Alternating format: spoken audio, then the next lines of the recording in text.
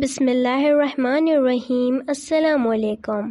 حضرت ام سلمہ رضی اللہ عنہا بیان کرتی ہیں، ایک دفعہ حضور اکرم صلی اللہ علیہ وسلم ایک صحرا میں سے گزر رہے تھے۔ کسی ندانے والے نے آپ صلی اللہ علیہ وسلم کو یا رسول اللہ کہہ کر پکارا۔ آپ صلی اللہ علیہ وسلم آواز کی طرف متوجہ ہوئے، لیکن آپ صلی اللہ علیہ وسلم کو سامنے کوئی نظر نہ آیا۔ آپ صلی اللہ علیہ وسلم نے دوبارہ غور سے دیکھا تو وہاں ایک ہرنی بندھی ہوئی تھی۔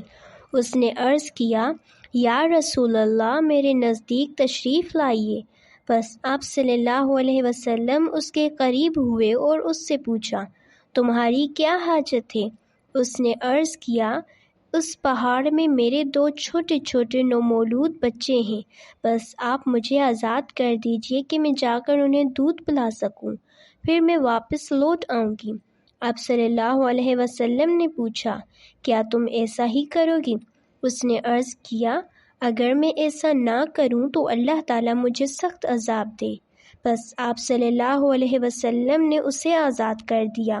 وہ گئی، اس نے اپنے بچوں کو دودھ پلایا اور پھر واپس لوٹ آئی۔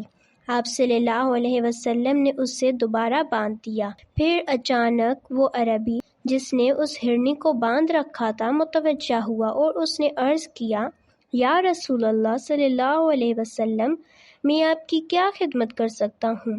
آپ صلی اللہ علیہ وسلم نے فرمایا، ہاں، اس ہرنی کو آزاد کر دو۔ بس اس عربی نے اسے فوراً آزاد کر دیا۔ وہ وہاں سے دوڑتی ہوئی نکلی اور یہ کہتی جا رہی تھی، میں گواہی دیتی ہوں کہ اللہ کے سوا کوئی عبادت کے لائق نہیں، اور آپ صلی اللہ علیہ وسلم اللہ تعالیٰ کے رسول ہیں۔ سبحان اللہ۔